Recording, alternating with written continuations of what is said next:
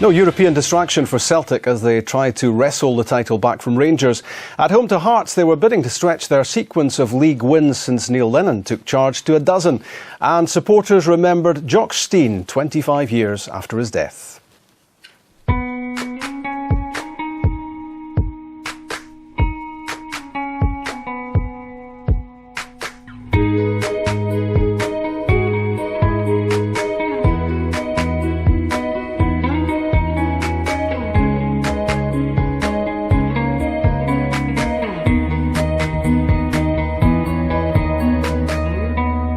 Jock, you're immortal now.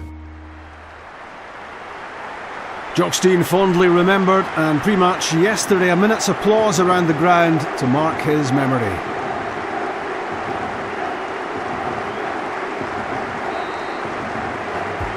A Celtic Park debut for Anthony Stokes, signed from Hibs on the last day of the transfer window, up front alongside his former Sunderland teammate Daryl Murphy. Giorgio Samaras dropped out. Hearts will have to do without injured Scotland defender Lee Wallace for a while. Marius Zaliukas missing as well from their first choice defence. Ruben Palazuelos a stand-in left back. Craig Thompson missed out.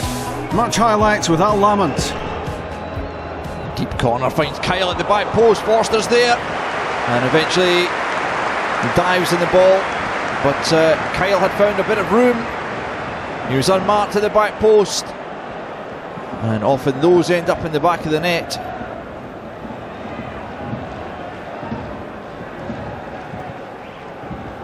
Stevenson, well, that's audacious from Stevenson, and Forster just doing enough to keep it out. Great vision from the Hearts man there, almost producing the opening goal. Well, Hearts have looked bright in the early stages, and more so than Stevenson. Here he goes again. There's Suso Santana, so close to the opening goal at Celtic Park. Santana found a bit of room,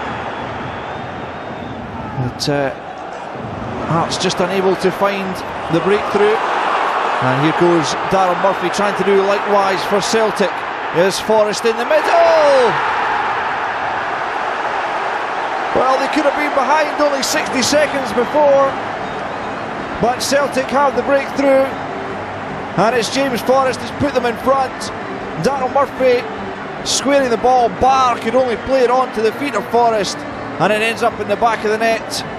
Well, Jim Jeffries thought that was offside, and for his protest he's ended up in the Celtic Park stand.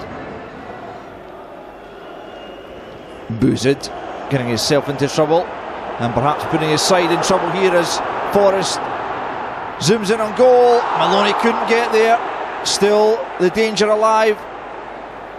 And eventually Kello plucks that one out the air. Maloney couldn't quite stretch the leg to knock that one into the empty net. Zagiri keeping his eye on the ball, and Celtic can build from the back once more. Stokes picking up.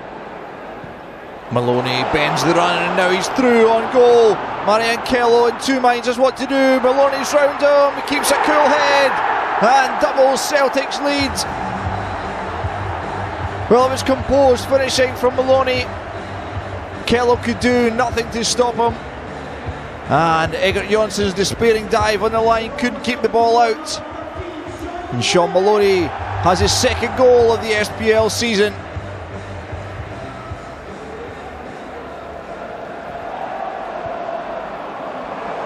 Maloney once more,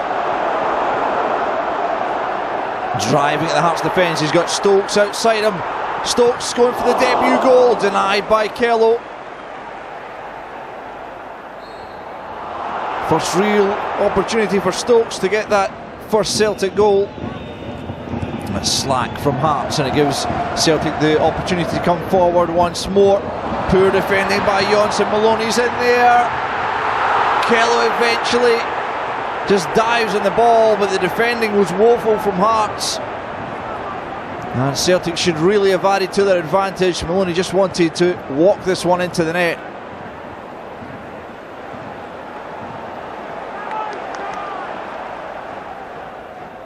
Well, Hearts really need a goal, and soon, if they're to get anything from this match. Down goes Templeton under the challenge of Izagiri. He's looking for the penalty. It's not forthcoming. Here's Maloney, the man who got Celtic's second. Paddy McCourt gets it back to Maloney once more, and this could be real danger for Hearts. Samaras, and another good save by Kello to keep the deficit at just 2. But Celtic could have had a few more this half. Samaras.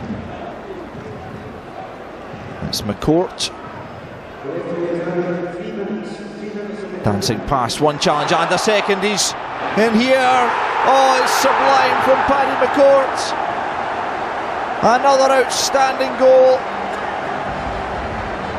Well, it's just so effortless looking from McCourt, and a cool finish as well.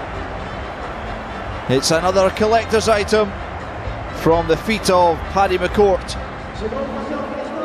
And it seems as if Jim Jeffries will be dealt with by the SFA, not just for his reaction to those big decisions and the fact he was sent to the stand, but also he may be charged with bringing the game into disrepute as well for his reaction afterwards and what he said about referee Willie Collum. Now, these were the 2 goals and the 2 big decisions in the match, which had him hot under the collar. And watch closely for Darren Barr there in the centre circle. Not so much from this angle, but when we look at it from the other side, it's Daryl Murphy through on goal. Darren Barr can't keep it out. James Forrest puts it in. But Billy, what about this when you see it from this side? Yeah, looking for this angle, it's very, very tight. You know, obviously at the game it looks very, very close, but I think the time of the run and the weight of the pass is perfect. I think Darren Barr is playing him on half a yard, and you know, I don't think they have any complaints. I think it's a legitimate goal. And obviously what was getting at Jim at the time was the fact that Hearts were having a good spell at that stage and Celtic go and score. Yeah, very much so. I think you know, Jim will know, he's been there so many years, that the opening goal at Celtic Park is very, very important. And Sean Maloney in line. I mean, maybe his left ear was offside, but you're just not going to see that in a split second. Rob, I think that's onside. I think he's timed the run. There's not much in it. Split decision. Some linesmen may call it, but I don't think they have too many complaints here. Can you relate to Jim Jeffries' anger and his reaction and what happened at Celtic Park? Yes, I can. He's been there so many times, and as I say, he knows the importance of the first goal. They've started really well, they've hit the post, they've created chances, and it's a borderline decision. And on the day, you know, when you're standing there, you know, he obviously thinks it's offside, but it's sure it's not. You've never been sent to the stand, I believe, which is quite incredible to hear. So far not. Why is that? Well, I don't know. I think there's a line you can't cross, and I think I realise that line. I think you've got to give the officials respect, and I think I do that. But I may get sent off on Saturday against Hibs. Yeah, there's always Saturday at Easter Road, isn't there? Let's have a look at the goal which clinched it in the end for Celtic, because 2-0, as you would say yourself, is always a fragile advantage if Hearts could have got a goal back. This was icing on the cake, and what a special moment from Paddy McCourt. Yeah, he's did that so often, coming off the bench and creating special goals. He can score goals from anywhere.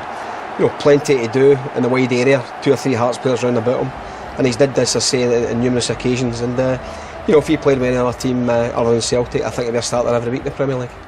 And you've seen some of the other chances that Celtic had in the game. So while a lot of the emphasis post-match is on refereeing decisions and decisions by the assistants as well, Celtic had the chances to win that by more than 3 by the looks of it.